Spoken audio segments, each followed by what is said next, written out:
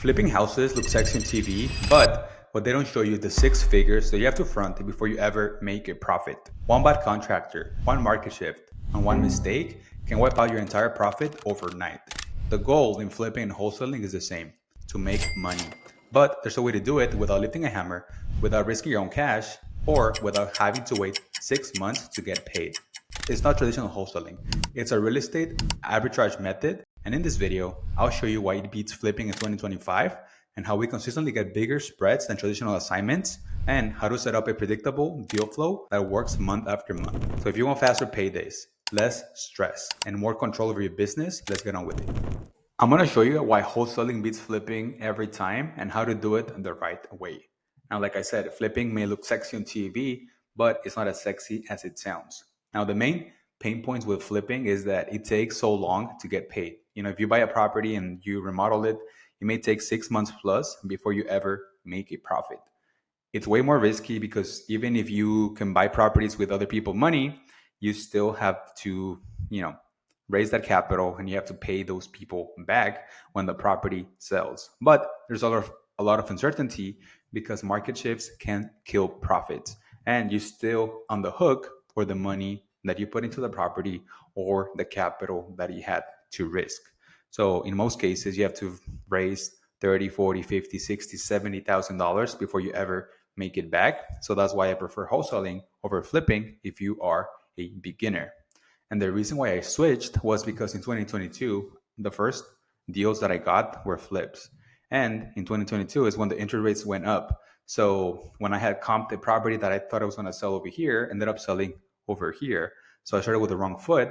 And looking back, if I would have started wholesaling, I would be in a much better position today. So learn from my mistakes and start wholesaling. Now, I want to talk to you about the main difference between wholesaling and flipping and why I prefer it, right? Now, with flipping, there's this lower payout, right? You need to wait 5, 6 months before you ever see a dime.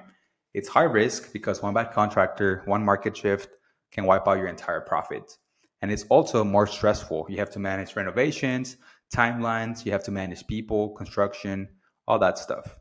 It's very capital intensive where you need to raise that money, like I was talking about, and you're on the hook if the market goes down because you have to pay that money back and it's just way riskier. And then also when it comes to the profit, real estate has so many moving parts. And that's why I'm always going to tell you how I see things. It's not as sexy as everyone makes it seem, and it's more complex than people make it out to be. And also, kind of like the best case numbers often shrink by closing day because there's a lot of unknowns. But with wholesaling, it's faster cash where you close and get paid in weeks, not months. It's low risk because there's no holding costs, no renovation budgets. It's a simple profit process where you find deals, you match them with buyers, and you collect the difference. It's more scalable because if you want to make more money, just spend more money on marketing, you get more deals, and just more predictable. And it's more consistent when it comes to profits because once you set out the clear KPIs on how many appointments, how many leads, how many offers you need to send out in order to get to your profit goal, it just becomes more scalable. Now, when it comes to wholesaling, what you need is you need to have predictable marketing spend and you need to know your numbers. But once you know your cost per lead and your conversion rates, scaling is just math. Wholesaling is just a sales and marketing game. The more leads that you have, the more offers you can send out and the more deals you're going to be able to have. So you're able to control your deal flow because with inbound marketing, sellers come to you and whoever controls the leads basically controls the deal. So you also have no capital bottleneck where you can run multiple deals at once without having to worry about tying up money. Of course, you're going to have your marketing budget and your marketing spend, but as long as you know you're making 4, 5, 6 times whatever you're spending, it makes sense. Every business is going to have its expenses. And I like wholesaling because it's more of a team friendly model and it's easy to delegate the lead management, the acquisition, and the dispo because there's no construction oversight. So all you need to do is arbitrage the deals between the sellers and the buyers and collect the difference. Now, let's talk about the marketing engine because it all starts with marketing. So we start with ad spend, which is our biggest expense. And then we get inbound leads. So, we use Facebook and we crush with that. But people who fill out this form, they want to sell.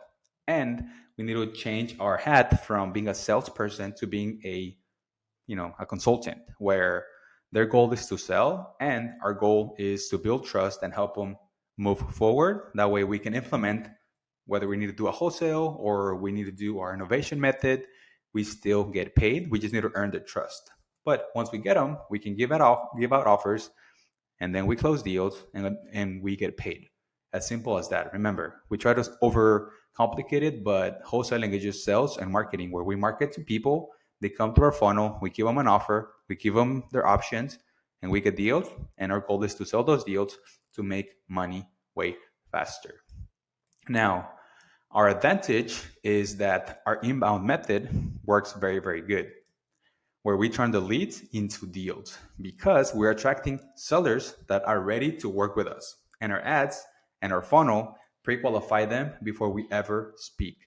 And what that does is we spend less time chasing unmotivated sellers and we're talking to people who actually raise their hand and they say that they want to work with us. Number two is that we have multiple exit strategies which equal higher profits. So instead of only selling to flippers at a discount, we can list properties for retail and sell to end buyers with our innovation methods. So sellers get what they want and we make more than the traditional wholesale spread.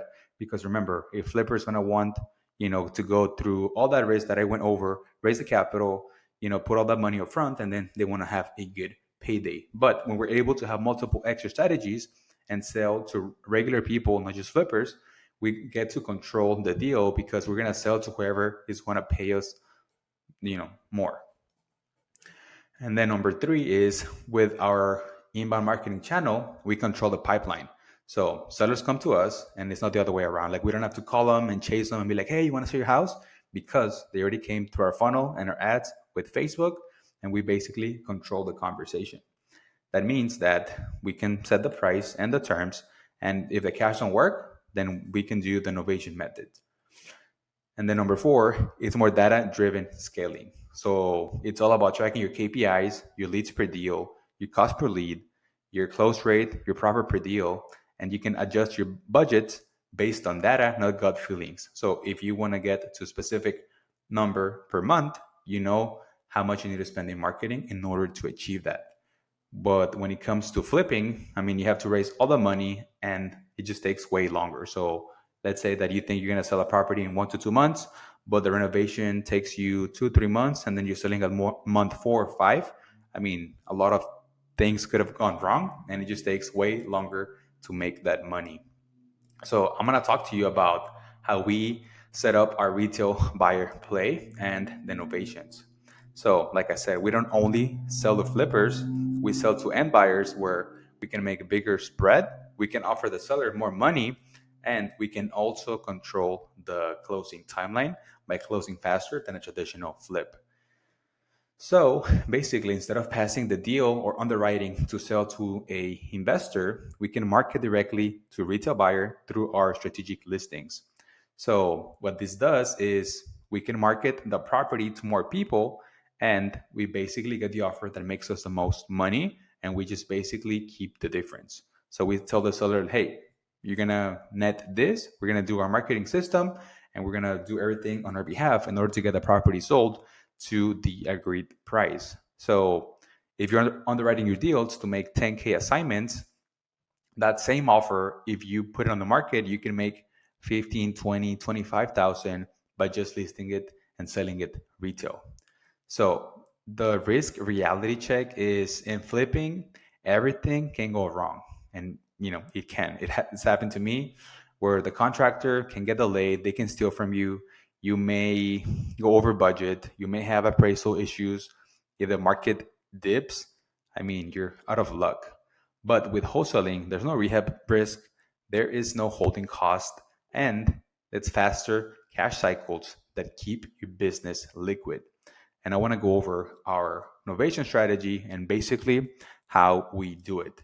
So most of you are probably just trying to offer cash and do like a one call close, which we don't. I made a video on our sales process, but you got to remember the people that inquire that want to sell, they do want to sell, just a matter of who they're going to sell to. And the answer is they're going to sell to whoever they trust most. So the number one thing that I tell all my clients is, okay, we got to earn that trust, like I was saying in the beginning, because if you can guide them through their options and you're the one that cares the most, you're going to be able to get the deal. So you got to find out what's getting them motivated and what selling their house is going to help them accomplish. So I want you to look over our sales process on how we do it.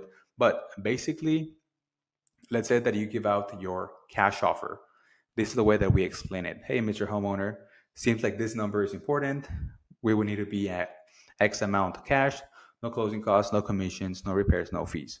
Now, given the nature of our business that we make a spread and we need to get the property at a good discount, they love the idea of working with investors, but what they don't like is the price, right? They don't want to pay the closing costs, the commissions, dealing with the agents, all that stuff. So the way that we position it is like, okay, Mr. Homeowner, there is a way that we can get you more money, but there's going to be two things that I'm going to need from you. Number one, reasonable closing timeline. So instead of closing super quick in 30 days or less, what I need from you is to be able to close in 60 to 120 days. Would that be possible if I was able to give you more money? They'll be like, yes. Okay.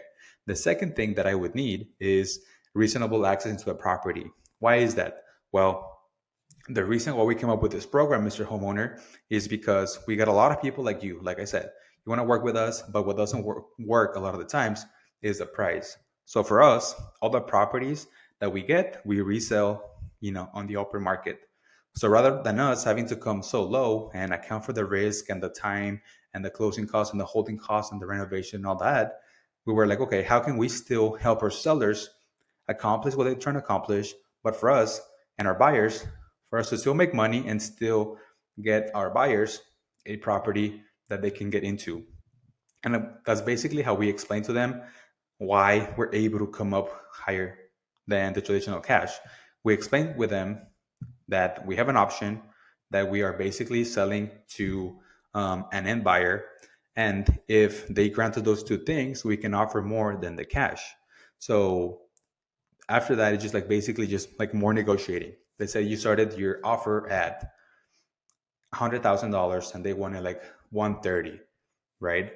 What this does is instead of offering 100, let's say that you can meet in the middle at 115, 120. Well, you give them 15, 20K extra, but let's say the property is worth, I don't know, call it 200 and it needs 30K in renovation. So by you giving them the 115, 120, you can list the property at, at a very good price. So if it's worth 200, you can list the property for 155, 160, and you just need to pay the commissions to the agents and the title fees for the seller, and you pocket the difference from the 115 to the 155, 150 that you listed at. And you can still make a deal happen where you still make 10, 15, $20,000 in a lot of cases. So my recommendation is, if you're going to implement this strategy, you're going to need a couple things. One, you need to have a really good real estate agent that knows the market, that is not just going to like list it and try to get an offer that way, but they're actually going to try to sell the property. So that's number one. Number two, you need to be able to explain it correctly. Now, we give all of our scripts to our students, but basically is you basically are going to have to price anchor with a cash. And then if that doesn't work, you basically tell them about the program. We call it the equity protection program. It's like, hey, we can give you more money, but we need two things: reasonable closing timeline. So we need more time, 60 to 120 days. Number two, access to the property, because what we're going to do is we're going to market the property to get you this price. And it's as good as a cash offer, it just takes a little bit longer. You're going to still walk away with more money, but you don't have to pay the closing costs, the commission, all those things. So what you're going to do is market the property to as many people as you can and set the expectation that that's what you're going to do. But that you do a lot of this and you know the market, and basically any potential appraisal contingencies that it comes to construction that you will take care of, and you just basically need to ease their fears and for them to choose you as the best option. So having a really good realtor is going to be huge, and really being transparent about the process and how you make money, because in the beginning we were not as transparent as we are now, and it always kind of bites you. So now what we do is like, hey, Mr. Seller, this is where I need to be at cash wise. Look at all the inventory that's in the market. I need to do X, Y, and Z to make a profit. And I mean, would you invest all this money to only make this? No, right? Okay. So with this other option, that's why I say that you need to build that trust so that they basically know that you care and you walk them through their options, because a lot of the times they're not educated as you are. But by presenting the options and letting them know how we can still make money and help them, you're going to ease out their fears. And by letting them know exactly what's happening all across the the timeline of the deal, you're going to earn that trust and you're going to be able to sell the property. And that's how we do probably like 80% of innovations. But what I see a lot of people fail at is by not disclosing how you do your process, or by trying to hide what you're doing. So we tell them exactly what we're going to do, how we're going to do it, and we ask their permission and let them know exactly what we need in order to make that happen. So there you have it. And if you're serious about building a real business that's faster, that's more scalable, that's safer, wholesaling it's the best option. And with the right marketing channel and the right exit strategies and the right sales process, you can generate more deals month after month, and you already know what you need to spend in order to achieve your goal. And without having to raise capital or gamble on the market. And if you are kind of ready to scale and implement this exact system into your business, on how we set up the innovation, how we set up the marketing to make, the bigger spreads faster, and you want to implement this into your business, click on the link in the description. Let's book a call and let's see how we can help you. What we'll do is we will build a custom plan for you and your business and show you exactly how to scale the right way, based on profit and based on marketing spend and profit per deals. So if you enjoyed this video, like the video, subscribe, and watch these two videos that are at the end screen. And with that being said, I'll see you in the next video. Thank you.